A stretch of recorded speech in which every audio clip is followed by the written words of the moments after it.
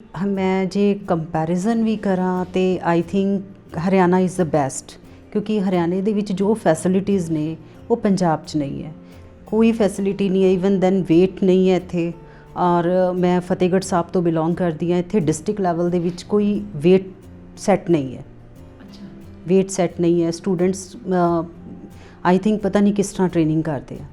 मेरे फादर ਨੂੰ उस टाइम बहुत खुशी ਹੁੰਦੀ ਸੀ कि ਜਦੋਂ ਨਿਊਜ਼ਪੇਪਰ ਦੇ ਵਿੱਚ ਉਹਨਾਂ ਦੀ ਧੀ ਦਾ ਨਾਂ ਚਮਕਦਾ ਸੀ। ਤੁਸੀਂ ਇਹ ਦੇਖੋ, ਮੈਂ 1 ਸਾਲ ਦੀ ਪਰਫਾਰਮੈਂਸ ਦੇ ਵਿੱਚ ਆਲ ਇੰਡੀਆ ਇੰਟਰ ਯੂਨੀਵਰਸਿਟੀ ਦੇ ਵਿੱਚ ਸਿਲਵਰ ਮੈਡਲ ਪ੍ਰਾਪਤ ਕੀਤਾ, ਜਿਹਦੇ ਕਰਕੇ ਫਿਰ ਮੇਰੇ ਕੰਟੀਨਿਊ ਲਗਾਤਾਰ 5 ਸਾਲ ਮੈਡਲ ਜਿਹੜੇ ਨੇ ਉਹ ਕੰਟੀਨਿਊ ਰਹੇ। ਤੁਸੀਂ ਜਿਵੇਂ ਕਿਹਾ ਕਿ ਹਰਿਆਣਾ ਦੇ ਵਿੱਚ ਬਹੁਤ ਸਾਰੀਆਂ ਸਹੂਲਤਾਂ ਨੇ ਜਿਹੜੀਆਂ ਪੰਜਾਬ ਦੇ ਖਿਡਾਰੀਆਂ ਨੂੰ ਨਹੀਂ ਮਿਲਦੀਆਂ, ਤਾਂ ਤੁਹਾਨੂੰ ਜਿਹੜਾ ਸਭ ਤੋਂ ਵੱਡਾ ਫਰਕ ਲੱਗਿਆ ਉਹ ਕਿਸ ਚੀਜ਼ ਦਾ ਹੈ ਕਿ ਕਿਵੇਂ ਦੀਆਂ ਚੀਜ਼ਾਂ ਪੰਜਾਬ 'ਚ ਹੋਣੀਆਂ ਚਾਹੀਦੀਆਂ ਨੇ ਜੋ ਹਰਿਆਣਾ ਦੇ ਵਿੱਚ ਨੇ ਪਰ ਸਾਡੇ ਕੋਲ ਹਾਲੇ ਤੱਕ ਨਹੀਂ ਹੈਗੀਆਂ?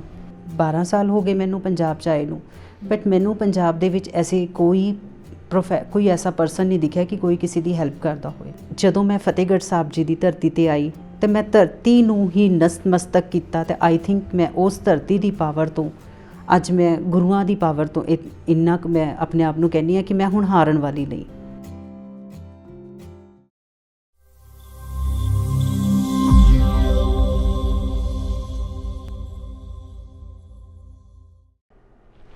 ਸਤਿ ਸ਼੍ਰੀ ਅਕਾਲ, ਤੁਸੀਂ ਵੇਖ ਰਹੇ ਹੋ ਬੀ ਸੋਸ਼ਲ ਤੇ ਮੈਂ ਹਾਂ ਤੁਹਾਡੇ ਨਾਲ ਰਣਦੀਪ ਅੰਧੇਰ। ਪੜ੍ਹੋ ਸਾਰੇ ਵਧੋ ਸਾਰੇ, ਇਹ ਨਾਰਾ ਅਸੀਂ ਕਦੋਂ ਤੋਂ ਸੁਣਦੇ ਆ ਰਹੇ ਹਾਂ। ਫਿਰ ਇੱਕ ਦੂਜੀ ਗੱਲ ਆਉਂਦੀ ਹੈ ਕਿ ਖੇਡਾਂ ਸਾਨੂੰ ਸਰੀਰਕ ਤੇ ਮਾਨਸਿਕ ਤੌਰ 'ਤੇ ਤੰਦਰੁਸਤ ਰੱਖਦੀਆਂ ਨੇ। ਆਪਣੇ ਬੱਚਿਆਂ ਨੂੰ ਵੱਧ ਤੋਂ ਵੱਧ ਕਿਸੇ ਖੇਡ ਦੇ ਨਾਲ ਜੋੜੋ, ਉਹਨਾਂ ਦਾ ਭਵਿੱਖ ਸੁਨਹਿਰਾ ਹੋਏਗਾ। ਇੱਕ ਆਮ ਜੀ ਧਾਰਨਾ ਸਾਡੇ ਪਰਿਵਾਰਾਂ ਦੇ ਵਿੱਚ ਬਣੀ ਹੁੰਦੀ ਹੈ ਕਿ ਤੁਸੀਂ ਕਿਸੇ ਨਾ ਕਿਸੇ ਖੇਡ ਦੇ ਵਿੱਚ, ਕਿਸੇ ਗੇਮ ਦੇ ਵਿੱਚ ਆਪਣੇ ਬੱਚੇ ਨੂੰ ਪਾ ਦਿਓ, ਸਰਕਾਰੀ ਨੌਕਰੀ ਮਿਲ ਜਾਂਦੀ ਹੈ। ਇੱਕ ਧੀ, ਆਮ ਜਿਹੇ ਪਰਿਵਾਰ ਦੀ ਧੀ, ਇਹ ਸਾਰਾ ਕੁਝ ਕਰ ਲੈਂਦੀ ਹੈ, ਪਰ ਸਰਕਾਰੀ ਨੌਕਰੀ ਮਿਲਣਾ ਦੂਰ ਦੀ ਗੱਲ ਹੈ, ਸਰਕਾਰਾਂ ਕਦਰ ਤੱਕ ਨਹੀਂ ਪਾਉਂਦੀਆਂ।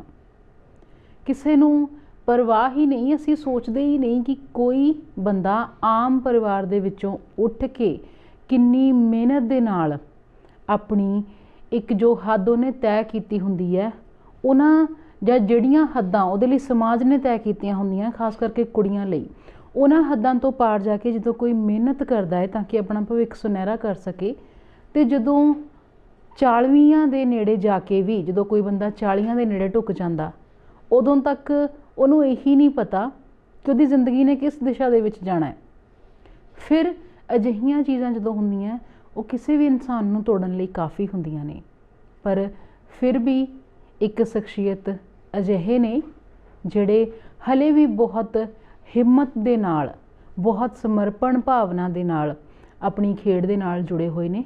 ਮੈਡਮ ਹਰਜੀਤ ਕੌਰ, ਉਹ 87 ਕਿਲੋ ਭਾਰ ਵਰਗ ਦੇ ਵਿੱਚ ਵੇਟ ਲਿਫਟਿੰਗ ਦੇ ਵਿੱਚ ਇੰਡੀਆ ਨੂੰ ਰਿਪਰੈਜ਼ੈਂਟ ਕਰ ਚੁੱਕੇ ਨੇ। 2021 ਦੇ ਵਿੱਚ ਆਸਟ੍ਰੇਲੀਆ ਦੇ ਵਿੱਚ ਹੋਈਆਂ ਆਨਲਾਈਨ ਕਾਮਨਵੈਲਥ ਖੇਡਾਂ ਦੇ ਵਿੱਚ ਉਹਨਾਂ ਨੇ ਸਿਲਵਰ ਮੈਡਲ ਜਿੱਤਿਆ। 2023 ਦੇ ਵਿੱਚ ਨਿਊਜ਼ੀਲੈਂਡ ਦੇ ਵਿੱਚ ਹੋ ਰਹੀਆਂ ਵਰਲਡ ਮਾਸਟਰਸ ਚੈਂਪੀਅਨਸ਼ਿਪ ਦੇ ਵਿੱਚ ਉਹ ਹਿੱਸਾ ਲੈ ਰਹੇ ਨੇ। ਤੁਹਾਨੂੰ ਰੂਬਰੂ ਕਰਵਾਉਂਦੇ ਹਾਂ ਉਹਨਾਂ ਦੇ ਨਾਲ ਅਤੇ ਉਹਨਾਂ ਦੀ ਜ਼ਿੰਦਗੀ ਬਾਰੇ ਗੱਲਾਂ ਬਾਤਾਂ ਕਰਦੇ ਹਾਂ। ਸਤਿ ਸ਼੍ਰੀ ਅਕਾਲ ਮੈਮ। ਸਤਿ ਸ਼੍ਰੀ ਅਕਾਲ ਜੀ। ਕਿਵੇਂ ਹੋ? ਵਧੀਆ ਮੈਮ, ਬਹੁਤ ਵਧੀਆ ਜੀ। ਅੱਛਾ, ਆਮ ਤੌਰ 'ਤੇ ਹਰ ਕੁੜੀ ਸੋਚਦੀ ਹੈ ਵੀ ਜਿਵੇਂ ਕੁੜੀਆਂ ਦਾ ਸੁਭਾਅ ਹੁੰਦਾ ਨਾ, ਵੀ ਅਸੀਂ ਆਪਣੇ ਸ਼ੌਂਕ ਉਹਦੇ ਮੁਤਾਬਿਕ ਹੀ ਢਾਲ ਲੈਂਦੀਆਂ, ਹੈ ਨਾ, ਵੀ ਅਸੀਂ ਕੋਈ ਜਿਵੇਂ ਉਹਨਾਂ ਨੂੰ ਬਹੁਤ ਆਪਣੀ ਦਿੱਖ ਬਹੁਤ ਪਿਆਰੀ ਹੁੰਦੀ ਹੈ ਵਧੇਰੇ ਕਰਕੇ ਕੁੜੀਆਂ ਨੂੰ, ਹੈ ਨਾ, ਵੀ ਅਸੀਂ ਸੋਹਣੀਆਂ ਬਣ ਕੇ ਰਹੀਏ ਜਾਂ ਅਸੀਂ ਕੋਈ ਐਵੇਂ ਦਾ ਕੰਮ ਕਰੀਏ ਜਿਹੜਾ ਸਾਡੇ ਅਕੋਰਡਿੰਗ ਹੀ ਚੰਗਾ ਹੋਵੇ, ਹੈ ਨਾ। ਤੁਸੀਂ ਵੇਟ ਲਿਫਟਿੰਗ ਨੂੰ ਚੁਣਿਆ, ਇਹ ਰੁਝਾਨ ਕਿਸ ਤਰ੍ਹਾਂ ਆਇਆ ਤੁਹਾਡੇ 'ਚ? ਸਭ ਤੋਂ ਪਹਿਲੇ ਤਾਂ ਮੈਂ ਆਪਣੇ ਪੇਰੈਂਟਸ ਦਾ ਥੈਂਕਸ ਕਰਦੀ ਹਾਂ, ਜਿਨ੍ਹਾਂ ਨੇ ਮੈਨੂੰ ਇੰਨੀ ਕਾਬਲੀਅਤ ਬਣਾਇਆ ਕਿ ਇਹ ਕਾਬਲੀਅਤ ਜਿਹੜੀ ਸੀਗੀ ਸਾਨੂੰ ਕਦੀ ਵਾਰ ਆਪ ਨਹੀਂ ਦਿਸਦੀ, ਸਾਡੇ ਟੀਚਰਸ ਨੂੰ ਦਿਸਦੀ ਹੁੰਦੀ ਹੈ। ਕਿਉਂਕਿ 10th ਲੈਵਲ ਤੱਕ ਮੈਨੂੰ ਸਪੋਰਟਸ ਦੀ ABC ਵੀ ਨਹੀਂ ਪਤਾ ਸੀ, ਅਤੇ ਜਦੋਂ ਮੈਂ ਕਾਲਜ ਦੇ ਵਿੱਚ ਆਈ ਅਤੇ ਮੇਰੇ ਟੀਚਰ, ਫਿਜ਼ੀਕਲ ਐਜੂਕੇਸ਼ਨ ਟੀਚਰ ਨੇ ਡਾਕਟਰ ਚੀਮਾ ਮੈਮ ਸੀਗੇ, ਉਹਨਾਂ ਨੇ ਮੈਨੂੰ 2 ਗੇਮਸ ਵੱਲ ਭੇਜਿਆ, ਬਟ ਉੱਥੇ ਮੈਨੂੰ ਗੇਮਸ ਵੱਲ ਜਿਹੜੀ ਹੈ ਕੋਈ ਪਰਫੋਰਮੈਂਸ ਨਹੀਂ ਮਿਲੀ। ਫਿਰ ਮੈਂ ਸਾਡਾ ਸਟੇਟ ਆ ਰਹੀ ਸੀ, ਸਟੇਟ ਦੇ ਵਿੱਚ ਮੈਂ ਵੇਟ ਲਿਫਟਿੰਗ ਦੇ ਵਿੱਚ weight ਚੁੱਕਿਆ ਔਰ ਮਿਹਨਤ ਕੀਤੀ ਉਹਦੇ 'ਚ ਥੋੜ੍ਹੀ ਜਿਹੀ, ਤਾਂ ਮੈਨੂੰ ਉੱਥੇ ਮੈਡਲ ਪ੍ਰਾਪਤ ਹੋਇਆ। ਮੈਡਲ ਮੈਨੂੰ ਜੋ ਮਿਲਿਆ ਉਹ ਮੈਡਮ ਕਰਨਨ ਮਲੇਸ਼ਵਰੀ ਤੋਂ ਮਿਲਿਆ। ਅਤੇ ਉਹ ਜਦੋਂ ਮੈਨੂੰ ਮੈਮ ਨੇ ਮੈਡਲ ਦਿੱਤਾ, ਅਤੇ ਉਸ ਮੈਡਲ ਦੇ ਨਾਲ ਸਾਨੂੰ ਇੱਕ ਦੇਸੀ ਘਿਓ ਦਾ ਡੱਬਾ, ਜੋ ਮੈਨੂੰ ਬਹੁਤ ਹੀ ਮੋਟੀਵੇਟ ਅੱਜ ਕਰਦਾ ਹੈ। ਅਤੇ ਸਾਡੀ ਉਹ ਖੁਰਾਕ ਜਿਹੜੀ ਸੀ, ਮੈਨੂੰ ਅੱਜ ਤੱਕ ਉਹ ਮੋਟੀਵੇਟ ਕਰਦੀ ਹੈ ਕਿ ਮੈਂ ਆਪਣੀ ਗੇਮ ਦੀ ਸ਼ੁਰੂਆਤ ਆਪਣੀ ਕਾਲਜ ਟਾਈਮ ਤੋਂ ਸ਼ੁਰੂ ਕੀਤੀ, ਅਤੇ ਜਿਹਦੇ ਕਰਕੇ ਮੈਂ ਅੱਜ ਵੀ ਸਪੋਰਟਸ ਦੇ ਫੀਲਡ ਦੇ ਨਾਲ ਜੁੜੀ ਹੋਈ ਹਾਂ। ਮੈਮ, ਤੁਸੀਂ ਹਰਿਆਣਾ ਤੋਂ, ਇਸ ਵੇਲੇ ਵਿਆਹ ਪੰਜਾਬ ਦੇ ਵਿੱਚ ਹੋਇਆ। ਹਾਂਜੀ। ਹੁਣ ਪੰਜਾਬ ਦੇ ਵਿੱਚ ਹੋ, ਪੰਜਾਬ 'ਚ ਹੋ ਕੇ ਵੀ ਹਰਿਆਣਾ ਲਈ ਖੇਡ ਰਹੇ ਹੋ। ਹਾਂਜੀ। ਇਹ ਕਿਉਂ? ਕਿਉਂਕਿ ਮੈਂ ਜੇ ਕੰਪੈਰੀਜ਼ਨ ਵੀ ਕਰਾਂ ਤਾਂ I think Haryana is the best, ਕਿਉਂਕਿ ਹਰਿਆਣੇ ਦੇ ਵਿੱਚ ਜੋ ਫੈਸਿਲਿਟੀਜ਼ ਨੇ ਉਹ ਪੰਜਾਬ 'ਚ ਨਹੀਂ ਹੈ। ਸਾਡੀਆਂ ਧੀਆਂ, ਸਾਡੇ ਭੈਣ ਭਰਾ ਅੱਜ ਪੰਜਾਬ 'ਚ ਇੰਨੀ ਮਿਹਨਤ ਕਰ ਰਹੇ ਆ। ਅਸੀਂ ਕਹਿੰਦੇ ਹਾਂ ਕਿ ਸਾਡੇ ਬੱਚੇ ਨਸ਼ਿਆਂ ਵੱਲ ਜਾ ਰਹੇ ਆ। ਨਸ਼ਿਆਂ ਵੱਲ ਤਾਂ ਜਾਂਦੇ, ਉਹਨਾਂ ਨੂੰ ਇੱਕ ਬੈਸਟ ਰੋਜ਼ਗਾਰ ਨਹੀਂ ਮਿਲਦਾ। ਤੁਸੀਂ ਹਰਿਆਣੇ ਦੇ ਵਿੱਚ ਦੇਖੋ, ਇੱਕ ਬੱਚਾ ਇੱਕ ਮੈਡਲ ਲੈ ਕੇ ਆਉਂਦਾ। ਆਲ ਇੰਡੀਆ ਇੰਟਰ ਯੂਨੀਵਰਸਿਟੀ ਦੇ ਵਿੱਚ ਜਦੋਂ ਮੈਂ ਪਹਿਲੀ ਵਾਰ ਮੈਡਲ ਲੈ ਕੇ ਆਈ ਸੀ, ਤਾਂ ਮੈਨੂੰ ਜੋਬ ਦੀਆਂ ਆਫਰ ਸੀਗੀਆਂ। ਅਤੇ ਚਲੋ ਕੁਝ ਕਾਰਨਾਂ ਕਰਕੇ ਮੈਨੂੰ ਨਹੀਂ ਪਤਾ ਸੀ ਕਿ ਜੋਬਸ ਦਾ ਕੀ ਹੋਣਾ ਚਾਹੀਦਾ। ਮੈਂ ਹੋਰ ਖੇਡਣਾ ਚਾਹੁੰਦੀ ਸੀ, ਅਤੇ ਉਹਦੇ ਵਾਸਤੇ ਜੋ ਸਾਡੀ ਪੰਜਾਬ ਗੌਰਮੈਂਟ ਹੈ, ਉਹ ਬੱਚਿਆਂ ਨੂੰ ਮੋਰ ਫੈਸਿਲਿਟੀਜ਼ ਨਹੀਂ ਦੇ ਰਹੀ। ਕਿ ਹਰਿਆਣਾ ਗੌਰਮੈਂਟ ਦੇ ਵਿੱਚ ਹਰ ਫੈਸਿਲਿਟੀ, ਹਰ ਇਕਵਿਪਮੈਂਟ ਘਰ ਘਰ ਦੇ ਵਿੱਚ, ਪਿੰਡ ਪਿੰਡ ਦੇ ਵਿੱਚ ਹੈ, ਅਤੇ ਉਹਦੇ ਕਰਕੇ ਬੱਚੇ ਉੱਥੇ ਜ਼ਿਆਦਾ ਮੋਟੀਵੇਟ ਨੇ। ਔਰ ਅੱਜ ਵੀ ਮੈਂ ਹਰਿਆਣਾ ਨੂੰ ਰਿਪਰੈਜ਼ੈਂਟ ਕਰਦੀ ਹਾਂ, ਔਰ ਉਹਦੇ ਵਾਸਤੇ ਹੀ ਖੇਡਦੀ ਹਾਂ। ਪੰਜਾਬ 'ਚ ਹੋ ਕੇ ਤੁਸੀਂ ਹਰਿਆਣਾ ਨੂੰ ਰਿਪਰੈਜ਼ੈਂਟ ਕਰ ਰਹੇ ਹੋ? ਹਾਂਜੀ, ਕਿਉਂਕਿ ਪੰਜਾਬ ਦੇ ਵਿੱਚ ਮੈਨੂੰ ਕੋਈ ਫੈਸਿਲਿਟੀ ਨਹੀਂ ਹੈ, ਕੋਈ ਫੈਸਿਲਿਟੀ ਨਹੀਂ ਹੈ। ਈਵਨ ਦੈਨ ਵੇਟ ਨਹੀਂ ਹੈ ਇੱਥੇ। ਔਰ ਮੈਂ ਫਤਿਹਗੜ੍ਹ ਸਾਹਿਬ ਤੋਂ ਬਿਲੋਂਗ ਕਰਦੀ ਹਾਂ। ਇੱਥੇ ਡਿਸਟ੍ਰਿਕਟ ਲੈਵਲ ਦੇ ਵਿੱਚ ਕੋਈ ਵੇਟ ਸੈੱਟ ਨਹੀਂ ਹੈ। ਅੱਛਾ। ਵੇਟ ਸੈੱਟ ਨਹੀਂ ਹੈ। ਸਟੂਡੈਂਟਸ ਆਈ ਥਿੰਕ ਪਤਾ ਨਹੀਂ ਕਿਸ ਤਰ੍ਹਾਂ ਟ੍ਰੇਨਿੰਗ ਕਰਦੇ ਆ, ਅਤੇ ਇਸ ਕਰਕੇ ਇਹ ਚੀਜ਼ ਦੀ ਬਹੁਤ ਜ਼ਿਆਦਾ ਦਿੱਕਤ ਜਿਹੜੀ ਹੈ ਉਹ ਪਲੇਅਰ ਨੂੰ ਆਉਂਦੀ ਹੈ। ਜੀ ਮੈਮ, ਤੁਸੀਂ ਜਦੋਂ ਸੋਚਿਆ ਕਿ ਤੁਸੀਂ ਵੇਟ ਲਿਫਟਿੰਗ ਦੇ ਵਿੱਚ ਆਪਣਾ ਕਰੀਅਰ ਅੱਗੇ ਬਣਾਉਣਾ ਹੈ ਨਾ, ਪਰਿਵਾਰ ਦਾ ਕਿਸ ਤਰ੍ਹਾਂ ਦਾ ਜਿਹੜੀ ਹੈ ਸਥਿਤੀ ਸੀ ਉਸ ਵੇਲੇ? ਉਹਨਾਂ ਨੇ ਤੁਹਾਡਾ ਸਹਿਯੋਗ ਕੀਤਾ? ਜੀ, ਅਗਰ ਮੈਂ ਆਪਣੀ ਫੈਮਿਲੀ ਦੀ ਗੱਲ ਕਰਾਂ, ਤਾਂ ਫੈਮਿਲੀ ਦੇ ਵਿੱਚ ਤਾਂ ਸਾਨੂੰ ਸਪੋਰਟਸ ਦੇ, ਮੇਰੇ ਫਾਦਰ ਸਾਹਿਬ ਨੂੰ ਜਾਂ ਮੇਰੀ ਮਦਰ ਨੂੰ ਸਪੋਰਟਸ ਬਾਰੇ ਕੁਝ ਨਹੀਂ ਪਤਾ ਸੀ। ਪਰ ਜਦੋਂ ਮੈਂ ਕਾਲਜ ਦੇ ਵਿੱਚ ਸਪੋਰਟਸ ਦੇ ਵਿੱਚ ਫੀਲਡ ਦੇ ਵਿੱਚ ਆਈ, ਤਾਂ ਮੇਰੇ ਫਾਦਰ ਨੂੰ ਉਸ ਟਾਈਮ ਬਹੁਤ ਖੁਸ਼ੀ ਹੁੰਦੀ ਸੀ ਕਿ ਜਦੋਂ ਨਿਊਜ਼ਪੇਪਰ ਦੇ ਵਿੱਚ ਉਹਨਾਂ ਦੀ ਧੀ ਦਾ ਨਾਂ ਚਮਕਦਾ ਸੀ, ਅਤੇ ਔਰ ਉਹਨਾਂ ਨੂੰ ਵਧਾਈਆਂ ਦੇਣ ਘਰ ਤੱਕ ਆਉਂਦੇ ਸੀਗੇ ਆਲੇ ਦੁਆਲੇ ਦੇ ਲੋਕ। ਅਤੇ ਈਵਨ ਦੈਨ ਮੇਰੇ ਪਾਪਾ ਸ਼ੌਪ 'ਤੇ ਹੁੰਦੇ ਸੀ, ਸਾਡੀ ਬੈਟਰੀਆਂ ਦੀ ਸ਼ੌਪ ਸੀ, ਅਤੇ ਟਰਾਂਸਪੋਰਟ ਸੀਗੇ ਸਾਡੀ, ਅਤੇ ਉੱਥੇ ਵੀ ਉਹਨਾਂ ਨੂੰ ਉਹ ਨਿਊਜ਼ਪੇਪਰ ਘਰ ਲੈ ਕੇ ਆਉਂਦੇ ਸੀ ਕਿ ਮੇਰੀ ਧੀ ਦਾ ਨਾਮ ਜਿਹੜਾ ਹੈ ਉਹ ਨਿਊਜ਼ਪੇਪਰ 'ਚ ਆਇਆ। ਅਤੇ ਉਹ ਜਿਹੜਾ ਮੋਟੀਵੇਸ਼ਨ ਸੀ, ਮੇਰੇ ਫਾਦਰ ਸਾਹਿਬ ਨੇ ਬਸ ਇਹੀ ਕਿਹਾ ਸੀ ਕਿ ਮੈਂ ਧੀਏ ਤੂੰ ਜਿੱਥੇ ਮਰਜ਼ੀ ਚਲੇ ਜਾ, ਪਰ ਆਪਣੀ ਪੱਗ ਦਾ ਧਿਆਨ ਰੱਖੀ। ਅਤੇ ਸੋ ਆਪਣੇ ਫਾਦਰ ਸਾਹਿਬ ਦੀ ਇਹ ਗੱਲ ਜਿਹੜੀ ਹੈ, ਲੜ ਬਣ ਕੇ ਤੁਰੇ, ਅਤੇ ਅੱਜ ਤੱਕ ਜਿਹੜੀ ਹੈ ਉਹ ਕਾਮਯਾਬੀਆਂ ਹੀ ਪ੍ਰਾਪਤ ਕਰ ਰਹੇ ਹਾਂ ਸਪੋਰਟਸ ਦੇ ਫੀਲਡ ਦੇ ਵਿੱਚ। ਜੀ ਮੈਮ, ਜਦੋਂ ਵੀ ਚਾਹੇ ਕੋਈ ਕੁੜੀ ਆ ਜਾਂ ਮੁੰਡਾ ਕਿਸੇ ਵੀ ਫੀਲਡ ਦੇ ਵਿੱਚ ਆਉਂਦਾ ਹੈ ਨਾ, ਤਾਂ ਉਹਨੂੰ ਕਿਸੇ ਨਾ ਕਿਸੇ ਦੇ ਦਿਸ਼ਾ ਨਿਰਦੇਸ਼ਾਂ 'ਤੇ ਚੱਲਣ ਦੀ ਜ਼ਰੂਰਤ ਹੁੰਦੀ ਹੈ। ਕੋਈ ਗੁਰੂ ਚਾਹੀਦਾ ਹੁੰਦਾ ਹੈ ਨਾ। ਤੁਸੀਂ ਕਿਹਨੂੰ ਆਪਣਾ ਗੁਰੂ ਧਾਰਿਆ? ਗੁਰੂ ਦੀ ਗੱਲ ਕਰਾਂ ਤਾਂ ਮੈਂ ਸਾਡੇ ਗੌਰਮੈਂਟ ਕੋਚ ਸਨ ਜੰਗੀ ਰਾਮ ਸਰ, ਜਿਨ੍ਹਾਂ ਨੇ ਮੈਨੂੰ ਪਹਿਲੀ ਵਾਰ ਰੋਡ ਪਕੜਨੀ ਸਿਖਾਈ। ਮੈਂ ਉਹਨਾਂ ਦਾ ਅੱਜ ਵੀ ਧੰਨਵਾਦ ਕਰਦੀ ਹਾਂ। ਅਤੇ ਸਪੋਰਟਸ ਦੇ ਫੀਲਡ ਦੇ ਵਿੱਚ ਮੈਨੂੰ ਉਹਨਾਂ ਨੇ 2002 ਦੇ ਵਿੱਚ 1 ਦੇ ਵਿੱਚ ਮੈਂ ਗੇਮ ਸਟਾਰਟ ਕੀਤੀ, ਅਤੇ 2002 ਦੇ ਵਿੱਚ ਮੇਰਾ ਆਲ ਇੰਡੀਆ ਇੰਟਰ ਯੂਨੀਵਰਸਿਟੀ 'ਚ ਮੈਡਲ ਆ ਗਿਆ, ਸਿਲਵਰ ਮੈਡਲ। ਤੁਸੀਂ ਇਹ ਦੇਖੋ, ਮੈਂ 1 ਸਾਲ ਦੀ ਪਰਫੋਰਮੈਂਸ ਦੇ ਵਿੱਚ ਆਲ ਇੰਡੀਆ ਇੰਟਰ ਯੂਨੀਵਰਸਿਟੀ ਦੇ ਵਿੱਚ ਸਿਲਵਰ ਮੈਡਲ ਪ੍ਰਾਪਤ ਕੀਤਾ, ਜਿਹਦੇ ਕਰਕੇ ਫਿਰ ਮੇਰੇ ਕੰਟੀਨਿਊ ਲਗਾਤਾਰ 5 ਸਾਲ ਮੈਡਲ ਜਿਹੜੇ ਨੇ ਉਹ ਕੰਟੀਨਿਊ ਰਹੇ। ਅਤੇ ਗੁਰੂਆਂ ਦੀ ਗੱਲ ਕਰੀ ਤਾਂ ਜੇ ਮੈਂ ਜੰਗੀ ਰਾਮ ਸਰ ਨੇ ਮੈਨੂੰ ਰੋਡ ਪਕੜਨੀ ਸਿਖਾਈ। ਉਸ ਤੋਂ ਬਾਅਦ ਮੈਂ ਟ੍ਰੇਨਿੰਗ ਜਿਹੜੀ ਹੈ ਪ੍ਰੋਫੈਸ਼ਨਲ ਕੋਚਿਸ ਕੋਲੋਂ ਲਿੱਤੀ, ਔਰ ਕਾਫੀ ਇਹਦੇ ਵਾਸਤੇ ਵੀ ਮੈਨੂੰ ਬਹੁਤ ਜ਼ਿਆਦਾ ਸਟਰਗਲ ਕਰਨਾ ਪਿਆ। ਉਸ ਤੋਂ ਬਾਅਦ ਸਟਰਗਲ ਦੀ, ਕਿਉਂਕਿ ਇੱਕ ਫੀਮੇਲ ਹੋਣ ਦੇ ਨਾਤੇ ਮੈਨੂੰ ਕਾਫੀ ਸਟਰਗਲ ਕਰਨਾ ਪਿਆ ਇਹਦੇ ਵਿੱਚ ਵੀ। ਜੀ ਮੈਮ, ਮੇਰਾ ਅਗਲਾ ਸਵਾਲ ਇਹੀ ਸੀ ਕਿ ਤੁਸੀਂ ਇੱਕ ਮਾਂ ਵੀ ਹੋ ਹੈ ਨਾ, ਬਹੁਤ ਛੋਟਾ ਬੱਚਾ ਹੈ ਤੁਹਾਡਾ, ਤੁਸੀਂ ਇੱਕ ਅਧਿਆਪਕ ਹੋ ਪੇਸ਼ੇ ਵਜੋਂ, ਰੁਜ਼ਗਾਰ ਦੇ ਲਈ ਇੱਕ ਅਧਿਆਪਕ ਤੁਸੀਂ ਹੋ, ਤੁਸੀਂ ਨਾਲ ਹੀ PhD ਦੇ ਸਟੂਡੈਂਟ ਵੀ ਹੋ। ਹਾਂਜੀ। ਇਹ ਤੇ ਆਪਣੀ ਗੇਮ ਦੇ ਵਿੱਚ ਵੀ ਤੁਹਾਨੂੰ ਆਪਣਾ ਕਾਫੀ ਤੁਹਾਡਾ ਸਮਾਂ ਜਾਂਦਾ ਹੋਏਗਾ। ਹਾਂਜੀ। ਫਿਰ ਸਭ ਤੋਂ ਵੱਡੀ ਗੱਲ ਕਿ ਤੁਸੀਂ ਜਿਵੇਂ ਚੀਜ਼ਾਂ ਮੈਨੇਜ ਕਰ ਰਹੇ ਹੋ, ਆਰਥਿਕ ਤੌਰ ਤੇ ਉਹ ਵੀ ਖੁਦ ਹੀ ਕਰ ਰਹੇ ਹੋ, ਇੰਨਾ ਸਭ ਕੁਝ ਕਿਵੇਂ ਕਰਦੇ ਹੋ? ਬਸ ਸੋਚ ਲਓ ਪਰਮਾਤਮਾ ਦੀ ਕਿਰਪਾ ਹੈ, ਕਿਉਂਕਿ ਜਦੋਂ ਅਸੀਂ ਕੁਝ ਆਪ ਨਹੀਂ ਕਰਦੇ, ਜਦੋਂ ਅਸੀਂ ਪਰਮਾਤਮਾ ਦਾ ਓਟ ਸਹਾਰਾ ਲੈ ਲੈਂਦੇ ਹਾਂ ਤੇ ਅਸੀਂ ਸਾਰਾ ਕੁਝ ਉਹੀ ਉਹਨਾਂ ਨੇ ਹੀ ਕਰੀ ਜਾਣਾ ਹੈ। ਔਰ ਮੈਂ ਐਸੀ ਸਿਚੁਏਸ਼ਨਸ ਤੋਂ ਨਿਕਲੀ ਹਾਂ ਆਫਟਰ ਮੈਰਿਜ, ਕਹਿੰਦੇ ਨੇ ਇੱਕ ਧੀ ਦਾ ਜਿਹੜਾ ਹੈ ਸਾਰਾ ਸਿਸਟਮ ਬਦਲ ਜਾਂਦਾ ਹੈ। ਸੋ ਮੇਰੇ ਨਾਲ ਐਜ਼ ਇਟ ਇਜ਼ ਹੋਇਆ, ਕਿਉਂਕਿ ਜਦੋਂ ਮੈਰਿਜ ਤੋਂ ਪਹਿਲਾਂ ਜਿਹੜੀ ਮੇਰੀ ਲਾਈਫ ਸੀ ਉਹ ਇੱਕ ਸਪੋਰਟਸ ਦੇ ਫੀਲਡ ਨਾਲ ਜੁੜੀ ਸੀ, ਬੜੀ ਇੰਡੀਪੈਂਡੈਂਟ ਸੀਗੀ। ਆਫਟਰ ਮੈਰਿਜ ਮੈਂ ਡਿਪਰੈਸ਼ ਕਾਫੀ ਰਹੀ, ਕਿਉਂਕਿ ਇੱਕਦਮ ਫੀਲਡ ਬਦਲ ਗਿਆ ਅਤੇ ਜਿਹਦੇ ਕਰਕੇ ਮੈਨੂੰ ਕਈ ਦਿੱਕਤਾਂ ਦਾ ਸਾਹਮਣਾ ਕਰਨ ਤੋਂ ਬਾਅਦ ਮੈਂ ਆਪਣੀ ਜੌਬ ਉਸੀ ਲਾਈਨ ਦੇ ਵਿੱਚ ਆਈ। 4 ਸਾਲ ਬਿਲਕੁਲ ਫ੍ਰੀ ਰਹਿਣ ਕਰਕੇ ਮੈਂ ਬਿਲਕੁਲ ਡਿਪਰੈਸ਼ਨ 'ਚ ਗਈ। ਡਿਪਰੈਸ਼ਨ ਦੀ ਮੈਡੀਸਿਨਸ ਤੱਕ ਖਾਧੀਆਂ ਅਤੇ ਮੈਨੂੰ ਨਹੀਂ ਲੱਗਦਾ ਸੀ ਕਿ ਮੈਂ ਅੱਜ ਤੁਹਾਡੇ ਨਾਲ ਰੂਬਰੂ ਹੋ ਸਕਦੀ, ਐਸੀ ਸਿਚੁਏਸ਼ਨ 'ਚੋਂ ਵੀ ਮੈਂ ਨਿਕਲੀ ਹਾਂ। ਅਤੇ ਫਿਰ ਵੀ ਮੈਂ ਧੰਨਵਾਦ ਕਰਦੀ ਹਾਂ ਉਸ ਪਰਮਾਤਮਾ ਦਾ ਜਿਹਨੇ ਮੈਨੂੰ ਇੰਨੀ ਇਸ ਲੈਵਲ ਤੱਕ ਪਹੁੰਚਾਇਆ। ਔਰ ਹਰ ਚੀਜ਼ ਨੂੰ ਮੈਂ ਫੇਸ ਕਰਨਾ ਸਿੱਖਿਆ, ਔਰ ਫੇਸ ਕਰਦੇ ਕਰਦੇ ਹਰ ਫੀਲਡ ਨੂੰ ਮੈਂ ਇਸ ਤਰ੍ਹਾਂ ਮੈਨੇਜ ਕਰਦੀ ਹਾਂ ਕਿ ਮੈਨੂੰ ਪਤਾ ਹੀ ਨਹੀਂ ਲੱਗਦਾ ਕਿ ਮੈਂ ਆਪਣੀ ਫੀਲਡ ਹਰ ਚੀਜ਼ ਜਿਹੜੀ ਹੈ ਪ੍ਰੋਪਰ ਮੈਨੇਜ ਕਰ ਲੈਂਦੀ ਹਾਂ। ਜੀ ਮੈਮ, ਤੁਸੀਂ ਬੇਸ਼ੱਕ ਬਹੁਤ ਮਿਹਨਤੀ ਹੋ, ਬਹੁਤ ਚੀਜ਼ਾਂ ਤੁਸੀਂ ਖੁਦ ਮੈਨੇਜ ਕਰ ਰਹੇ ਹੋ, ਹੈ ਨਾ, ਪਰ ਇੱਕ ਸਮਾਂ ਆਇਆ ਸੀ, ਤੁਸੀਂ ਕਿਹਾ ਸੀ ਕਿ ਤੁਸੀਂ ਆਪਣੀ ਗੇਮ ਛੱਡ ਦਿੱਤੀ ਸੀ ਤੇ ਛੱਡਣਾ ਕਿਸੇ ਗੇਮ ਨੂੰ, ਹੈ ਨਾ, ਬਿਲਕੁਲ ਹੀ ਨਿਰਾਸ਼ ਹੋ ਕੇ ਤੁਸੀਂ ਉਹਨੂੰ ਛੱਡਿਆ, ਫਿਰ ਦੁਬਾਰਾ ਤੋਂ ਉਸ ਚੀਜ਼ ਦੇ ਨਾਲ ਜੁੜਨਾ। ਇੱਕ ਹਰ ਉਮਰ ਦਾ ਨਾ ਇੱਕ ਤਕਾਜ਼ਾ ਹੁੰਦਾ ਹੈ ਨਾ, ਜਿਵੇਂ ਬੱਚੇ ਨੇ ਜਿਹੜੇ ਛੋਟੇ, ਉਹ ਬਹੁਤ ਜਲਦੀ ਕਿਸੇ ਨਵੇਂ ਮਾਹੌਲ ਦੇ ਵਿੱਚ ਢਲ ਜਾਂਦੇ ਆ। ਜਿਵੇਂ ਜਿਵੇਂ ਸਾਡੀ ਉਮਰ ਪਕੇਰੀ ਹੁੰਦੀ ਜਾਂਦੀ ਹੈ, ਸਾਡੇ ਲਈ ਔਖਾ ਹੁੰਦਾ ਵਾਰ-ਵਾਰ ਜੁੜਨਾ ਟੁੱਟਣਾ। ਤੁਹਾਡੇ ਲਈ ਵੀ ਇਹ ਸਫ਼ਰ ਬਹੁਤ ਮੁਸ਼ਕਿਲ ਰਿਹਾ ਹੋਵੇਗਾ, ਪਰ ਮੈਂ ਉਹ ਕਾਰਨ ਜ਼ਰੂਰ ਜਾਣਨਾ ਚਾਹੂੰਗੀ ਕਿ ਤੁਸੀਂ ਛੱਡਿਆ ਕਿਉਂ? ਸਭ ਤੋਂ ਬੈਡ ਕਾਰਨ ਜਿਹੜਾ ਸੀ ਮੇਰੇ ਵਾਸਤੇ, ਜਿਸ ਨੇ ਮੈਨੂੰ ਰਾਡ ਪਕੜਾਈ, ਉਹੀ ਮੈਨੂੰ ਇੱਕ ਦਿਨ ਕਹਿ ਰਿਹਾ ਕਿ ਤੁਸੀਂ ਬੇਟਾ ਹੁਣ ਟ੍ਰੇਨਿੰਗ ਛੱਡ ਦਿਓ, ਤੁਸੀਂ ਸਪੋਰਟਸ ਛੱਡ ਦਿਓ। ਸਭ ਤੋਂ ਮੈਂ ਬਹੁਤ ਪੀਕ 'ਤੇ ਸੀਗੀ, ਪੀਕ 'ਤੇ ਮੈਂ 118 kg ਦੀ ਮੇਰੀ ਜਿਹੜੀ ਕਲੀਨ ਐਂਡ ਜਰਕ, ਮੈਂ ਇੰਟਰ ਕਾਲਜ ਦਾ ਰਿਕਾਰਡ ਬਣਾਇਆ ਹਰਿਆਣਾ ਦੇ ਵਿੱਚ। ਮੇਰੇ ਅੱਜ ਵੀ ਸਟੇਟ 'ਚ ਰਿਕਾਰਡ ਨੇ, ਮੈਂ ਸਟੇਟ ਰਿਕਾਰਡ ਬਣਾਏ। ਔਰ ਜਦੋਂ ਇੱਕ ਕੋਚ ਕਹਿ ਦਿੰਦਾ ਬੱਚੇ ਨੂੰ ਕਿ ਜਿਸ ਬੰਦੇ ਨੇ ਉਸ ਨੂੰ ਬਣਾਇਆ ਹੋਏ ਇੱਕ ਨੀਂਹ ਤੋਂ ਉਹਨੂੰ ਖੜਾ ਕੀਤਾ, ਅਤੇ ਉੱਥੇ ਜਦੋਂ ਮੈਂ ਸਟੈਂਡ ਹੋ ਗਈ ਪੂਰੀ ਪੀਕ 'ਤੇ, ਅਤੇ ਉਹ ਮੈਨੂੰ ਕਹਿ ਰਹੇ ਨੇ ਕਿ ਤੂੰ ਗੇਮ ਛੱਡ ਦਿਓ। ਕਿਉਂ? ਕਿਉਂਕਿ ਸਾਡੀ ਧੀਆਂ ਵਾਸਤੇ, ਸਾਡੀਆਂ ਲੜਕੀਆਂ ਵਾਸਤੇ ਆਹੀ ਫੇਸ ਜਿਹੜੀ ਪ੍ਰੋਬਲਮ ਹੈ, ਪ੍ਰੋਫੈਸ਼ਨਲ ਦੇ ਵਿੱਚ ਸਾਨੂੰ ਬਹੁਤ ਜ਼ਿਆਦਾ ਚੀਜ਼ਾਂ ਨਾਲ ਸਾਹਮਣਾ ਕਰਨਾ ਪੈਂਦਾ, ਪਰ ਕਦੀ ਵੀ ਕਿਸੇ ਧੀ ਨੂੰ ਘਬਰਾਉਣਾ ਨਹੀਂ ਚਾਹੀਦਾ, ਸਾਹਮਣਾ ਕਰਨਾ ਚਾਹੀਦਾ।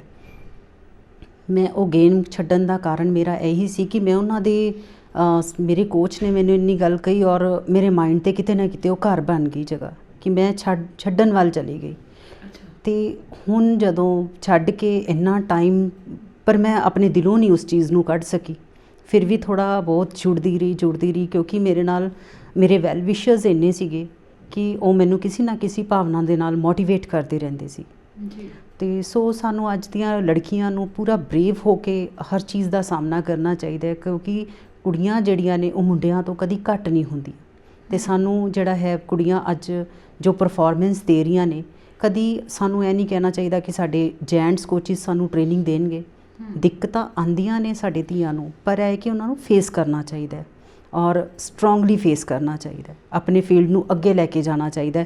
ਸਾਨੂੰ ਨਿਰਾਸ਼ ਹੋ ਕੇ ਬਹਿਣ ਦੇ ਨਾਲ ਹੱਲ ਨਹੀਂ ਕੱਢਣਾ ਚਾਹੀਦਾ ਉਹਦਾ। ਜੀ, ਫਿਰ ਦੁਬਾਰਾ ਖੇਡ ਦੇ ਨਾਲ ਜੁੜੇ, ਇਹ ਕਿਵੇਂ ਹੋਇਆ? ਦੁਬਾਰਾ ਖੇਡ ਦੇ ਨਾਲ ਜੁੜਨ ਦਾ ਕਾਰਨ ਹੈ ਕਿ ਮੇਰੇ ਵੈਲ ਵਿਸ਼ਰਸ ਜੋ ਮੈਨੂੰ ਨਿਰਾਸ਼ਾ ਦੇ ਵਿੱਚ ਵੀ ਮੈਨੂੰ ਕਿਤੇ ਨਾ ਕਿਤੇ ਮੋਟੀਵੇਟ ਦੇਖਣਾ ਚਾਹੁੰਦੇ ਸੀ ਕਿ ਨਹੀਂ, ਤੇਰੇ 'ਚ ਗਟਸ ਨੇ, ਤੂੰ ਕੁਝ ਕਰ ਸਕਦੀ ਹੈ। ਅਸੀਂ ਕੁਦਰਤੀ ਮਾਸਟਰਸ ਗੇਮਸ ਆ ਗਈਆਂ, ਉਹਦੇ 'ਚ ਮੈਨੂੰ ਫੋਨ ਕਾਲਸ ਆਈਆਂ ਕਿ ਅਸੀਂ ਮਾਸਟਰਸ ਗੇਮਸ ਖੇਡਦੇ ਹਾਂ। ਮਾਸਟਰਸ ਗੇਮਸ ਦੇ ਵਿੱਚ ਮੇਰੀ ਪਰਫੋਰਮੈਂਸ ਉਸ ਲੈਵਲ ਦੀ ਨਹੀਂ ਸੀ, but according to age my performance is best. ਤਾਂ ਸੋ ਉਹਦੇ ਨਾਲ ਮੈਂ ਮੋਟੀਵੇਟ ਹੋਈ। ਆਸਟ੍ਰੇਲੀਆ ਸਾਡਾ ਕਾਮਨਵੈਲਥ, ਜਿਹੜੀਆਂ ਆਸਟ੍ਰੇਲੀਆ ਆਨਲਾਈਨ ਕਾਮਨਵੈਲਥ ਗੇਮਸ ਹੋਈਆਂ, ਉਹਦੇ ਵਿੱਚ ਅਸੀਂ ਸਾਡਾ ਆਨਲਾਈਨ ਟੂਰਨਾਮੈਂਟ ਸੀ, ਕਿਉਂਕਿ ਸਾਨੂੰ ਡਿਊ ਟੂ ਕੋਵਿਡ ਅਸੈਪਟ ਨਹੀਂ ਹੋ ਰਿਹਾ ਸੀ ਵੀਜ਼ਾ, ਤਾਂ ਅਸੀਂ ਆਨਲਾਈਨ ਖੇਲੇ, ਉਹਦੇ 'ਚ ਮੇਰਾ ਸਿਲਵਰ ਮੈਡਲ ਆਇਆ 2021 ਦੇ ਵਿੱਚ। ਅਤੇ ਹੁਣ ਮੈਂ 2023 ਦੇ ਵਿੱਚ ਜਿਹੜੀਆਂ ਨਿਊਜ਼ੀਲੈਂਡ ਵਰਲਡ ਮਾਸਟਰ ਗੇਮਸ ਹੋ ਰਹੀਆਂ, ਉਹਦੇ ਵਿੱਚ ਵੀ ਮੈਂ ਆਪਣੀ ਵਧੀਆ ਟ੍ਰੇਨਿੰਗ ਦੇ ਨਾਲ, ਵਧੀਆ ਪ੍ਰਦਰਸ਼ਨ ਦੇ ਨਾਲ ਔਰ ਮੈਡਲ ਦੀ ਕਾਮਨਾ ਕਰਦੀ ਹਾਂ।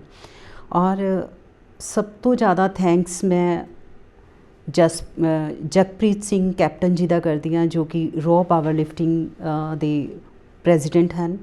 ਔਰ ਉਹਨਾਂ ਨੇ ਮੈਨੂੰ ਬਹੁਤ ਮੋਟੀਵੇਟ ਕੀਤਾ ਕਿ ਹਰਜੀਤ ਤੂੰ ਅੱਜ ਵੀ ਤੇਰੇ ਵਿੱਚ ਕਾਫੀ ਕੁਆਲਿਟੀਜ਼ ਨੇ, ਗਰਡਸ ਨੇ, ਕਿਉਂਕਿ ਕਈ ਵਾਰ ਕੁਝ ਆਪ ਨਹੀਂ ਦਿਸਦਾ, ਉਹਨਾਂ ਨੂੰ ਦੂਸਰਿਆਂ ਨੂੰ ਦਿਸਦਾ ਸਾਡੀ ਪਰਫੋਰਮੈਂਸ, ਅਤੇ ਉਹਨਾਂ ਦਾ ਮੈਂ ਥੈਂਕਸ ਕਰਦੀ ਹਾਂ।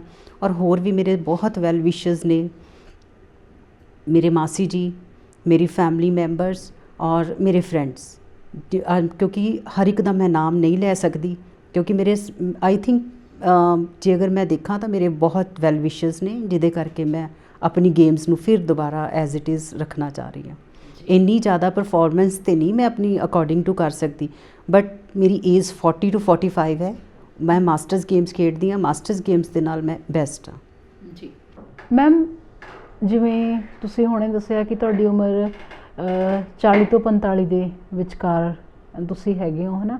ਇਸ ਉਮਰ ਤੱਕ ਜਦੋਂ ਸਾਨੂੰ ਕਿਤੇ ਕੋਈ ਪੱਕਾ ਰੁਜ਼ਗਾਰ ਨਹੀਂ ਸਾਡੇ ਕੋਲ ਹੁੰਦਾ, ਤੁਸੀਂ ਖੇਡ ਦੇ ਵਿੱਚੋਂ ਇਹ ਚੀਜ਼ ਤੁਹਾਨੂੰ ਨਿਰਾਸ਼ਤਾ ਨਾਲ ਨਹੀਂ ਕਦੇ ਨੇ ਭਰਿਆ? ਕੀ ਕਾਰਨ ਮੰਨਦੇ ਹੋ ਕਿ ਜਿੱਥੇ ਜਿਹੜੇ ਨੇ, ਜਦੋਂ ਅਸੀਂ ਇਹ ਮੰਨ ਹੀ ਰਹੇ ਹਾਂ ਕਿ ਬਹੁਤ ਘੱਟ ਨੌਕਰੀਆਂ ਜਿਹੜੀਆਂ ਨੇ ਉਹ ਜਿਹੜੇ ਯੋਗ ਲੋਕ ਨੇ ਉਹਨਾਂ ਦੇ ਲਈ ਰਹਿ ਗਈਆਂ, ਬਾਕੀ ਸਭ ਕੁਝ ਜਿਹੜਾ ਹੈ ਉਹ ਲੈਣ ਦੇਣ 'ਤੇ ਨਿਰਭਰ ਹੋ ਗਿਆ, ਹਾਂਜੀ, ਤੁਹਾਨੂੰ ਕੀ ਕਾਰਨ ਲੱਗਦਾ? ਜੇ ਮੈਂ ਆਪਣੀ ਫੀਲਡ ਦੇ ਅਕੋਰਡਿੰਗ ਗੱਲ ਕਰਾਂ ਤਾਂ ਅਸੀਂ ਇੰਨੇ ਕਾਬਲੀਅਤ ਵਾਲੇ ਪਿੱਛੇ ਹਾਂ, ਜਿਨ੍ਹਾਂ ਦੇ ਕੋਲ ਇੰਨੀ ਪਰਫੋਰਮੈਂਸ ਨਹੀਂ ਹੈ, ਉਹ ਅੱਜ ਜੌਬਸ 'ਤੇ ਹੈ। ਔਰ ਆਈ ਥਿੰਕ ਫੀਲਡ ਨੂੰ ਅਸੀਂ ਕਹਿੰਦੇ ਹਾਂ ਸਪੋਰਟਸ ਦਾ ਲੈਵਲ ਕਿਉਂ ਨਹੀਂ ਉੱਠ ਰਿਹਾ, ਸਭ ਤੋਂ ਵੱਡਾ ਕਾਰਨ ਇਹ ਹੀ ਹੈ ਕਿ ਨਾਨ ਪ੍ਰੋਫੈਸ਼ਨਲ ਲੋਕ ਜਿਹੜੇ ਪਰਸਨ ਨੇ ਉਹ ਸਾਡੀਆਂ ਜੌਬਸ ਦੇ ਉੱਤੇ ਹੈਗੇ ਆ, ਔਰ ਜਿਹੜੇ ਚੰਗੇ ਪਲੇਅਰਸ ਨੇ ਉਹ ਤੁਸੀਂ ਦੇਖੋਗੇ ਕਿ ਉਹ ਨਿਰਾਸ਼ਾਵਾਦੀ ਹੈ। ਮੈਂ ਵੀ ਕਿਤੇ ਨਾ ਕਿਤੇ ਨਿਰਾਸ਼ ਜ਼ਰੂਰ ਹੁੰਦੀ ਹਾਂ ਪ੍ਰੋਫੈਸ਼ਨਲ ਨੂੰ ਸੋਚ ਕੇ, ਕਿਉਂਕਿ ਇੱਕ ਪੱਕਾ ਰੋਜ਼ਗਾਰ ਹੋਣਾ ਚੰਗਾ ਸਾਡੀ ਆਮਦਨ ਹੋਣੀ ਇੱਕ ਲੇਡੀਜ਼ ਵਾਸਤੇ ਬਹੁਤ ਜ਼ਰੂਰੀ ਹੈ, ਕਿਉਂਕਿ ਉਹਨੂੰ ਹਰ ਇੱਕ ਚੀਜ਼ ਨੂੰ ਜਿਹੜਾ ਹੈ ਪ੍ਰੋਪਰ ਮੈਨੇਜ ਕਰਨਾ ਹੁੰਦਾ ਹੈ। ਅਤੇ ਇਸ ਚੀਜ਼ ਦਾ ਆਈ ਥਿੰਕ ਇਸ ਚੀਜ਼ ਨੂੰ ਤਾਂ ਮੈਂ ਵੀ ਅੱਜ ਤੱਕ ਮਹਿਸੂਸ ਕਰਦੀ ਹਾਂ, ਅਤੇ ਸਾਡੀਆਂ ਗੌਰਮੈਂਟਸ ਨੂੰ ਸਾਡੇ ਫੀਲਡ ਨੂੰ ਧਿਆਨ ਦੇ ਵਿੱਚ ਰੱਖਦੇ ਹੋਏ ਸਾਡੇ ਵੱਲ ਵੀ ਧਿਆਨ ਦੇਣਾ ਚਾਹੀਦਾ। ਮੈਮ, ਤੁਸੀਂ ਅਧਿਆਪਨ ਦੇ ਨਾਲ ਜੁੜੇ ਹੋਏ ਹੋ, ਹੈ ਨਾ। ਹਰ ਅਧਿਆਪਕ ਜਿਹੜਾ ਹੈ ਨਾ ਉਹ ਆਪਣੇ ਵਿਦਿਆਰਥੀਆਂ ਦੇ ਲਈ ਇੱਕ ਤਰ੍ਹਾਂ ਦਾ ਰੋਲ ਮਾਡਲ ਹੁੰਦਾ ਹੈ ਕਿ ਮੈਂ ਆਪਣੇ ਅਧਿਆਪਕ ਵਰਗਾ ਬਣਨਾ। ਕਿਤੇ ਨਾ ਕਿਤੇ ਇਹ ਚੀਜ਼ ਤੁਹਾਡੇ ਵਿਦਿਆਰਥੀ ਵੀ ਤੁਹਾਨੂੰ ਕਹਿੰਦੇ ਹੋਣਗੇ, ਜਾਂ ਤੁਹਾਨੂੰ ਲੱਗਦਾ ਕਦੇ ਕਿ ਉਹਨਾਂ ਦੇ ਮਨ ਦੇ ਵਿੱਚ ਵੀ ਇਹ ਚੀਜ਼ ਆਉਂਦੀ ਹੋਈ ਹੈ ਕਿ ਮੈਡਮ ਦਾ ਹਾਲੇ ਤੱਕ ਕਿਤੇ ਕੋਈ ਫਿਊਚਰ ਸੇਫ ਨਹੀਂ ਹੈ, ਸਾਡਾ ਕੀ ਹੋਏਗਾ? ਤੁਹਾਨੂੰ ਕਦੇ ਲੱਗਦਾ ਕਿ ਉਹ ਇਹ ਸੋਚਦੇ ਨੇ? ਪਰ ਵਿਦਿਆਰਥੀਆਂ ਦੀ ਜੇ ਮੈਂ ਗੱਲ ਕਰਾਂ ਤਾਂ ਮੈਂ ਵਿਦਿਆਰਥੀਆਂ ਨੂੰ ਬਹੁਤ ਵੱਡੇ ਵੱਡੇ ਸੁਪਨੇ ਜ਼ਰੂਰ ਦਿਖਾਉਂਦੀ ਹਾਂ ਕਿ ਚਲੋ ਬੱਚਿਓ, ਜੇ ਮੈਂ ਕਿਉਂਕਿ ਬੱਚਿਆਂ ਨੂੰ ਅਸੀਂ ਸੁਪਨੇ ਦਿਖਾ ਸਕਦੇ ਹਾਂ, ਉਹਨਾਂ ਦਾ ਫੀਲਡ ਦਿਖਾ ਸਕਦੇ ਹਾਂ, ਟਰੈਕ ਦਿਖਾ ਸਕਦੇ ਹਾਂ। ਜੋ ਚੀਜ਼ ਮੈਂ ਹਾਸਲ ਨਹੀਂ ਕੀਤੀ ਮੈਂ ਆਪਣੇ ਉਹ ਬੱਚਿਆਂ 'ਚ ਦੇਖਣਾ ਚਾਹੁੰਦੀ ਹਾਂ, ਅਤੇ ਸੋ ਮੈਂ ਉਹਨਾਂ ਨੂੰ ਉਸ ਲੈਵਲ ਦਾ ਜਿਹੜਾ ਹੈ ਉਸ ਲੈਵਲ ਦਾ ਤਿਆਰ ਕਰਦੀ ਹਾਂ ਕਿ ਬੇਟਾ ਤੁਸੀਂ ਪਰਫੋਰਮੈਂਸ, ਤੁਹਾਡਾ ਮੈਡਲ ਆਇਆ, ਤੁਸੀਂ ਇਸ ਵਾਸਤੇ ਅਚੀਵ ਕਰੋ। ਕਿਉਂਕਿ ਸਾਡੇ ਕਿਤੇ ਨਾ ਕਿਤੇ ਸਾਨੂੰ ਇੰਨੀ ਗਾਈਡੈਂਸ ਉਸ ਟਾਈਮ ਨਹੀਂ ਮਿਲੀ, ਜਿਹਦੇ ਕਰਕੇ ਸਾਨੂੰ ਇਸ ਚੀਜ਼ ਦੀ ਵੀ ਪ੍ਰੋਬਲਮ ਜਿਹੜੀ ਹੈ ਉਹ ਫੇਸ ਕਰਨੀ ਪਈ। ਮੈਮ, ਚਲੋ ਇਸ ਵੇਲੇ ਤਾਂ ਤੁਸੀਂ ਪੂਰੇ ਦੇਸ਼ ਦੀ ਹੀ ਪ੍ਰਤੀਨਿਧਤਾ ਕਰ ਰਹੇ ਹੋ, ਹੈ ਨਾ, ਪਰ ਤੁਸੀਂ ਪੰਜਾਬ ਦੇ ਵਿੱਚ ਆ ਕੇ ਵੀ ਹਰਿਆਣਾ ਵੱਲੋਂ ਹੀ ਖੇਡ ਰਹੇ ਹੋ। ਇਹ ਨਹੀਂ ਹੈ ਕਿ ਸਾਡੀਆਂ ਸਰਕਾਰਾਂ ਨੂੰ ਨਹੀਂ ਪਤਾ ਹੁੰਦਾ ਕਿ ਕੌਣ ਕਿੱਥੇ ਕੀ ਕਰ ਰਿਹਾ ਹੈ, ਜਾਂ ਸ਼ਾਇਦ ਜਿਹੜੇ ਚੋਣਕਰਤਾ ਨੇ ਉਹਨਾਂ ਦੇ ਕੰਨਾਂ ਤੱਕ ਜਾਂ ਤਾਂ ਆਵਾਜ਼ ਨਹੀਂ ਪਹੁੰਚਦੀ, ਜਾਂ ਉਹਨਾਂ ਨੇ ਕੰਨ ਬੰਦ ਕੀਤੇ ਹੋਏ ਨੇ। ਇਹ ਅਸੀਂ ਨਹੀਂ ਕਹਿ ਸਕਦੇ ਕਿ ਇਹਦਾ ਕਾਰਨ ਕੀ ਹੈ, ਪਰ ਤੁਸੀਂ ਜਿਵੇਂ ਕਿਹਾ ਕਿ ਹਰਿਆਣਾ ਦੇ ਵਿੱਚ ਬਹੁਤ ਸਾਰੀਆਂ ਸਹੂਲਤਾਂ ਨੇ ਜਿਹੜੀਆਂ ਪੰਜਾਬ ਦੇ ਖਿਡਾਰੀਆਂ ਨੂੰ ਨਹੀਂ ਮਿਲਦੀਆਂ, ਤਾਂ ਤੁਹਾਨੂੰ ਜਿਹੜਾ ਸਭ ਤੋਂ ਵੱਡਾ ਫਰਕ ਲੱਗਿਆ ਉਹ ਕਿਸ ਚੀਜ਼ ਦਾ ਹੈ ਕਿ ਕਿਵੇਂ ਦੀਆਂ ਚੀਜ਼ਾਂ ਪੰਜਾਬ 'ਚ ਹੋਣੀਆਂ ਚਾਹੀਦੀਆਂ ਨੇ ਜੋ ਹਰਿਆਣਾ ਦੇ ਵਿੱਚ ਨੇ ਪਰ ਸਾਡੇ ਕੋਲ ਹਾਲੇ ਤੱਕ ਨਹੀਂ ਹੈਗੀਆਂ? ਮੈਂ ਐਜ਼ ਏ ਪਲੇਅਰ ਟਾਈਮ ਦੀ ਜੇ ਗੱਲ ਕਰਾਂ ਤਾਂ ਮੈਨੂੰ ਪੋਲੀਟਿਕਸ ਪਾਰਟੀਆਂ ਨੇ, ਪੋਲੀਟਿਕਸ ਸੁਸਾਇਟੀ ਜਿਹੜੀ ਸਾਨੂੰ ਦੇਖਦੇ ਸੀ ਜਸਟ, ਉਹਨਾਂ ਨੇ ਸਾਨੂੰ ਮੰਥਲੀ ਸਾਡੀ ਅਰਨਿੰਗ ਸੋਰਸ ਲਗਾਏ ਹੋਏ ਸੀ ਕਿ ਤੁਸੀਂ ਆਪਣੀਆਂ ਨੀਡਸ ਪੂਰੀਆਂ ਕਰੋ, ਜਿਵੇਂ ਕਿ ਨਵੀਨ ਜਿੰਦਲ ਸਾਹਿਬ ਨੇ ਔਰ ਹੋਰ ਵੀ ਐਸੇ ਕਈ ਪਰਸਨਸ ਨੇ ਜਿਨ੍ਹਾਂ ਨੇ ਮੇਰੀਆਂ ਇੱਕ ਮਨੀ ਲਗਾਈ ਹੋਈ ਸੀ ਕਿ ਤੁਸੀਂ ਆਪਣੀ ਡਾਈਟ ਦੇ ਵੱਲ ਧਿਆਨ ਦਿਓ, ਤੁਸੀਂ ਕਿਸੇ ਚੀਜ਼ ਦੀ ਟੈਨਸ਼ਨ ਨਹੀਂ ਕਰਨੀ। ਅਤੇ ਉਹਨਾਂ ਨੇ ਮੈਨੂੰ ਜਿਹੜਾ ਹੈ ਗੇਮ ਤੱਕ ਦਾ ਮੇਰਾ ਰੁਝਾਨ ਜਿਹੜਾ ਇਸ ਤਰ੍ਹਾਂ ਉਹਨਾਂ ਨੇ ਮੈਨੂੰ ਮੋਟੀਵੇਟ ਕੀਤਾ। ਪਰ ਮੈਂ ਜੇ ਪੰਜਾਬ ਦੀ ਗੱਲ ਕਰਾਂ ਤਾਂ ਪੰਜਾਬ ਦੇ ਵਿੱਚ ਵੀ ਮੈਂ ਕਦੋਂ ਤੋਂ ਆਪਣਾ 12 ਸਾਲ ਹੋ ਗਏ ਮੈਨੂੰ ਪੰਜਾਬ 'ਚ ਆਏ ਨੂੰ, ਬਟ ਮੈਨੂੰ ਪੰਜਾਬ ਦੇ ਵਿੱਚ ਐਸੇ ਕੋਈ ਐਸਾ ਪਰਸਨ ਨਹੀਂ ਦਿਖਿਆ ਕਿ ਕੋਈ ਕਿਸੇ ਦੀ ਹੈਲਪ ਕਰਦਾ ਹੋਏ। ਔਰ ਇਸ ਕਰਕੇ ਜਿਹੜਾ ਸਾਡੇ ਲੈਵਲ ਨੇ ਸਪੋਰਟਸ ਪਰਸਨ ਦਾ, ਜਿਹੜੇ ਅੱਛੇ ਪਲੇਅਰ ਨੇ ਉਹ ਇਸੀ ਗੱਲ ਤੋਂ ਰੁਲਦੇ ਨੇ ਕਿਉਂਕਿ ਉਹਨਾਂ ਨੂੰ ਕੋਈ ਚੰਗਾ ਮੋਟੀਵੇਟਰ ਨਹੀਂ ਮਿਲਦਾ। ਤੇ ਸਾਡੀਆਂ ਸਰਕਾਰਾਂ ਨੂੰ ਇਹ ਸਭ ਕੁਝ ਸੋਚਣਾ ਚਾਹੀਦਾ ਹੈ ਕਿ ਜੇਕਰ ਕੋਈ ਚੰਗਾ ਪਲੇਅਰ ਹੈ ਕਿਤੇ ਸਾਡੇ ਇੰਡੀਆ ਵਾਸਤੇ, ਜੋ ਸਾਨੂੰ ਰਿਪਰੈਜ਼ੈਂਟ ਕਰ ਰਿਹਾ, ਇੰਡੀਆ ਦਾ ਫਲੈਗ ਆਪਣੇ ਸ਼ੋਲਡਰ 'ਤੇ ਲੈ ਕੇ ਘੁੰਮਣਾ ਕੋਈ ਆਸਾਨ ਗੱਲ ਨਹੀਂ ਹੁੰਦੀ ਜੀ। ਤੇ ਮੈਂ ਕਹਿੰਦੀ ਹਾਂ ਕਿ ਘੱਟੋ ਘੱਟ ਸਾਡੇ ਵਰਗੇ ਪਲੇਅਰਸ ਦੀ ਕਦਰ ਕਰਨੀ ਚਾਹੀਦੀ ਹੈ। ਜੀ ਮੈਮ, 2021 ਦੇ ਵਿੱਚ ਜਿਹੜੀਆਂ ਆਸਟ੍ਰੇਲੀਆ ਦੇ ਵਿੱਚ ਕਾਮਨਵੈਲਥ ਖੇਡਾਂ ਹੋਈਆਂ, ਉਹ ਕੋਵਿਡ ਤੋਂ ਬਾਅਦ ਦਾ ਦੌਰ ਸੀ ਹੈ ਨਾ, ਜਿਸ ਕਾਰਨ ਤੁਸੀਂ ਆਨਲਾਈਨ ਉਹਨਾਂ ਦੇ ਵਿੱਚ ਤੁਸੀਂ ਪਾਰਟਿਸਿਪੇਟ ਕੀਤਾ ਤੇ ਉਦੋਂ ਵੀ ਤੁਹਾਡਾ ਜਿਹੜਾ ਹੈ ਸਿਲਵਰ ਮੈਡਲ ਆਇਆ। ਕੌਮਾਂਤਰੀ ਪੱਧਰ ਦੇ ਉੱਤੇ ਚਾਂਦੀ ਦਾ ਤਗਮਾ ਮਿਲਣਾ ਬਹੁਤ ਵੱਡੀ ਗੱਲ ਹੈ ਨਾ। ਉਸ ਤੋਂ ਬਾਅਦ ਤੁਹਾਡੀ ਕਿਸੇ ਨੇ ਸਾਰ ਲਈ? ਉਸ ਤੋਂ ਬਾਅਦ ਮੈਂ ਰਿਮਟ ਯੂਨੀਵਰਸਿਟੀ ਦਾ ਥੈਂਕਸ ਕਰਦੀ ਹਾਂ ਜਿਨ੍ਹਾਂ ਨੇ ਮੈਨੂੰ 1 ਲੱਖ ਰੁਪੀਸ ਦੇ ਅਵਾਰਡ ਦੇ ਨਾਲ ਸਨਮਾਨਿਤ ਕੀਤਾ। ਤੇ ਉਸ ਤੋਂ ਬਾਅਦ ਸਾਰ ਤਾਂ ਕਿਸ ਨੇ ਲੈਣੀ ਹੈ, ਉਸ ਕੋਈ ਕਿਸੇ ਵੱਲ ਆਈ ਥਿੰਕ ਨਹੀਂ ਦੇਖਦਾ। ਤੇ ਮੈਂ ਆਪਣੇ ਹੀ ਜੋ ਮੇਰੀ ਜੌਬ ਦਾ ਪ੍ਰੋਫੈਸ਼ਨਲ ਹੈ, ਮੈਂ ਉਸੀ ਦੇ ਵਿੱਚ ਹੀ ਆਪਣੀ ਅਰਨਿੰਗ ਸੋਰਸ ਕਰਕੇ ਉਸੀ ਦੇ ਵਿੱਚ ਸਾਰੀਆਂ ਨੀਡਸ ਪੂਰੀਆਂ ਕਰਦੀ ਹਾਂ। ਔਰ ਮੈਂ ਆਈ ਐਮ ਬੀ ਫਰੈਂਕ ਕਿ ਮੇਰੀ ਅਰਨਿੰਗ ਸੋਰਸ ਕੋਈ ਇੰਨਾ ਜ਼ਿਆਦਾ ਨਹੀਂ ਹੈ ਜਿਹਦੇ ਵਿੱਚ ਆਪਣੇ ਘਰ ਦਾ ਵੀ ਗੁਜ਼ਾਰਾ ਕਰਨਾ, ਆਪਣੀ ਸਾਰੇ ਸੋਰਸਿਸ ਨੂੰ ਦੇਖਣਾ ਔਰ ਆਪਣੀ PhD ਵੀ ਕੰਪਲੀਟ ਕਰਨਾ। ਸੋ ਮੈਨੀ ਪ੍ਰੋਬਲਮਸ ਆਈ ਵਿਲ ਫੇਸ। ਤੇ ਕਿਉਂਕਿ ਇਹਨਾਂ ਯੂਨੀਵਰਸਿਟੀ, ਜਦੋਂ ਤੁਸੀਂ ਕਿਸੇ ਗੈਰ ਸਰਕਾਰੀ ਯੂਨੀਵਰਸਿਟੀ ਤੋਂ ਤੁਸੀਂ ਜਦੋਂ ਆਪਣੀ PhD ਕਰਦੇ ਹੋ ਹੈ ਨਾ, ਤਾਂ ਉਦੋਂ ਖਰਚੇ ਵੀ ਬਹੁਤ ਜ਼ਿਆਦਾ ਵੱਧ ਜਾਂਦੇ ਆ। ਤੇ ਬਹੁਤ ਸਾਰੀਆਂ ਚੀਜ਼ਾਂ ਵਿਆਹ ਤੋਂ ਬਾਅਦ ਉਂਝ ਵੀ ਸਾਡੀਆਂ ਜ਼ਿੰਮੇਵਾਰੀਆਂ ਜਿਹੜੀਆਂ ਨੇ ਉਹ ਵੱਧ ਜਾਂਦੀਆਂ ਹੈ ਨਾ। ਪੰਜਾਬੀ 'ਚ ਇੱਕ ਆਮ ਜੀ ਅਖਾਣ ਅਸੀਂ ਕਹਿ ਦਿੰਦੇ ਨਾ ਕਿ 12 ਸਾਲਾਂ ਬਾਅਦ ਤਾਂ ਰੱਬ ਰੂੜੀ ਦੀ ਵੀ ਸੁਣਦਾ ਹੈ ਨਾ। ਤੇ ਜਾਂ ਰੂੜੀ ਦੀ ਵੀ ਸੁਣੀ ਜਾਂਦੀ ਹੈ। ਪਰ ਕਈ ਵਾਰ ਐਵੇਂ ਦੀਆਂ ਸਥਿਤੀਆਂ ਸਾਡੇ ਸਾਹਮਣੇ ਆ ਜਾਂਦੀਆਂ ਕਿ ਸਾਨੂੰ ਕੋਈ ਰਾਹ ਨਹੀਂ ਦਿਸਦਾ। ਤੁਸੀਂ ਫਿਰ ਵੀ ਬਹੁਤ ਹਿੰਮਤ ਵਾਲੇ ਹੋ, ਤੁਸੀਂ ਬਹੁਤ ਸੰਘਰਸ਼ ਕਰ ਰਹੇ ਹੋ, ਲਗਾਤਾਰ ਯਤਨਸ਼ੀਲ ਹੋ, ਕਿਉਂਕਿ ਚੱਲਦੇ ਰਹਿਣਾ ਸਭ ਤੋਂ ਵੱਡੀ ਗੱਲ ਹੁੰਦੀ ਹੈ। ਜਦੋਂ ਅਸੀਂ ਰੁਕ ਜਾਈਏ ਉਦੋਂ ਸਾਡੀ ਹਾਰ ਹੋ ਜਾਂਦੀ ਹੈ ਨਾ। ਜਦੋਂ ਤੱਕ ਅਸੀਂ ਕੋਸ਼ਿਸ਼ ਦੇ ਵਿੱਚ ਹਾਂ ਉਦੋਂ ਤੱਕ ਅਸੀਂ ਸਫਲ ਹੋਈਏ ਨਾ ਹੋਈਏ, ਪਰ ਅਸੀਂ ਲਗਾਤਾਰ ਉਸ ਕਤਾਰ ਦੇ ਵਿੱਚ ਤਾਂ ਹੈਗੇ ਹਾਂ ਨਾ। ਹਾਰ ਮੰਨ ਲਈ ਤਾਂ ਅਸੀਂ ਤਾਂ ਬਾਹਰ ਹੋ ਗਏ ਪਹਿਲਾਂ ਹੀ। ਕਿਉਂਕਿ ਮੈਮ ਆਈ ਥਿੰਕ ਮੈਂ ਹਾਰ ਮੰਨਣੀ ਕਦੀ ਸਿੱਖੀ ਨਹੀਂ ਸੀਗੀ, ਕਿਉਂਕਿ ਸਪੋਰਟਸ ਇੱਕ ਐਸਾ ਪ੍ਰੋਫੈਸ਼ਨਲ ਆ, ਅਸੀਂ ਫਿਜ਼ੀਕਲੀ ਔਰ ਮੈਂਟਲੀ ਪ੍ਰਿਪੇਅਰ ਹੋ ਕੇ ਚੱਲਦੇ ਹਾਂ।